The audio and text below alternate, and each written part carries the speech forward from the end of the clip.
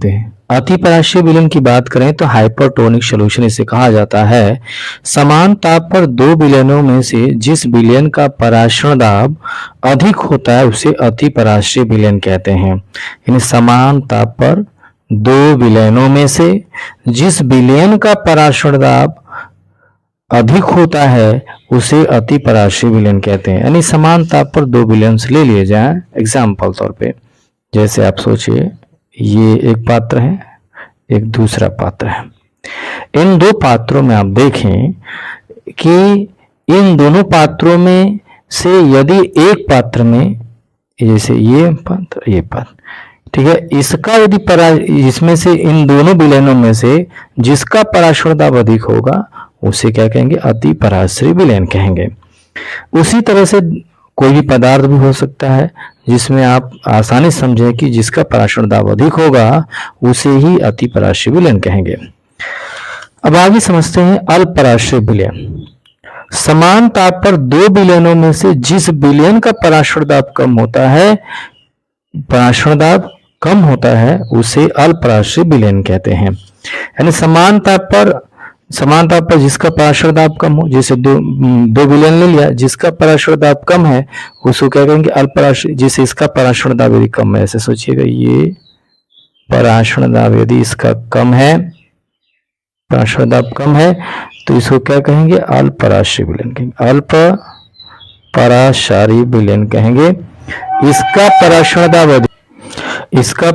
दाब अधिक है, इसलिए मान लेते हैं तो ये आपका अति पराश्रय विलयन होगा। अति पराश्रय विलयन अर्थात हाइपरटोनिक सॉल्यूशन होगा और ये हाइपोटोनिक सॉल्यूशन होगा जिसका पराशरण दाब। लेकिन एक बात ध्यान देना है कि जो पराशरण होता है हमेशा अल्प पराश्रय विलयन से अति पराश्रय विलयन की तरफ होता है।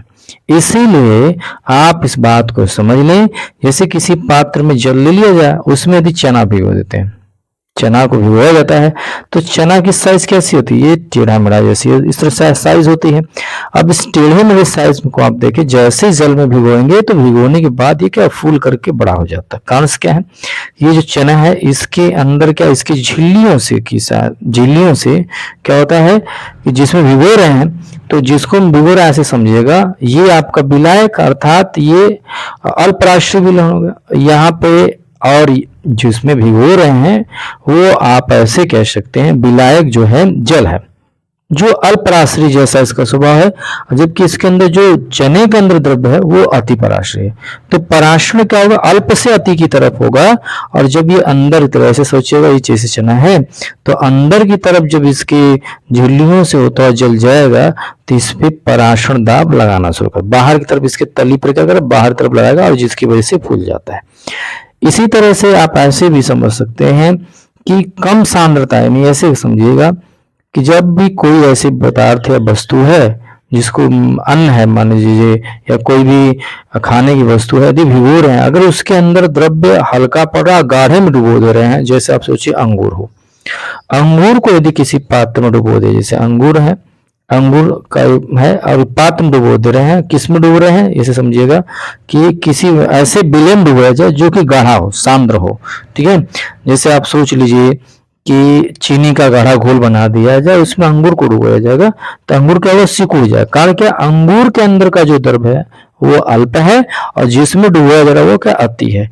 तो अल्प से विलायक कण बाहर निकलेंगे जिसकी वजह से अंगूर क्या होगा? सिकुड़ जाएगा।